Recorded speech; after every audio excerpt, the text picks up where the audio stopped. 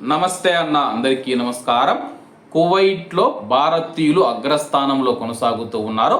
వివరాల్లోకి వెళితే కువైట్ కార్మిక శక్తిలో కువైట్ మహిళలు తమ యొక్క పాత్రను గణనీయంగా పెంచుకుంటూ మరో సంవత్సరం పాటు పురుష ఉద్యోగులను అధిగమించారు.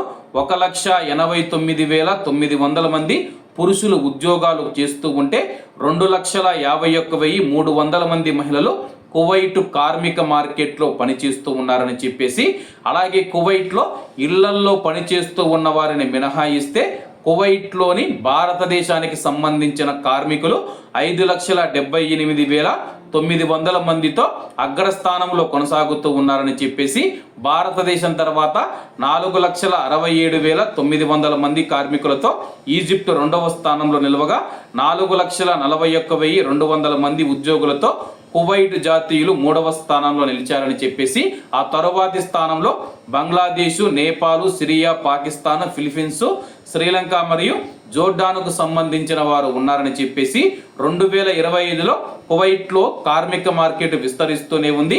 ప్రభుత్వ మరియు ప్రైవేటు రంగాలలో నిరంతర ఆర్థిక కార్యకలాపాలు మరియు కొనసాగుతూ ఉన్న డిమాండ్ను ప్రతిబింబిస్తూ డిసెంబర్ చివరి నాటికి మొత్తం కార్మిక మార్కెట్లో 30 లక్షలకు పైగా మంది ఉద్యోగులు పనిచేస్తూ ఉన్నారని చెప్పి తెలియజేయడం జరిగింది. అలాగే కువైట్లో మనం చూసుకుంటే భారతీయులు అగ్రస్థానంలో ఉన్నారనమాట. అలాగే కువైట్లో భారతీయులు అగ్రస్థానంలో కొనసాగుతూ ఉన్నారు. దాదాపు 8,90,000 మంది కువైట్లో పనిచేస్తూ ఉన్నారనమాట. వాళ్ళ ఫ్యామిలీస్తో కలుపుకుంటే కానీ 10 లక్షల మంది భారతీయులు కువైట్లో పనిచేస్తూ ఉన్నారు. కువైట్ కార్మిక మార్కెట్ను భారతీయులు అగ్రస్థానంలో నిలుస్తూ శాసిస్తూ ఉన్నారని చెప్పేసి తాజా నివేదిక తెలిపింది. కాబట్టి అందరూ బాగుండాలి, ఎందులో మనం ఉండాలి. అందరికీ నమస్తే అన్న, జై హింద్.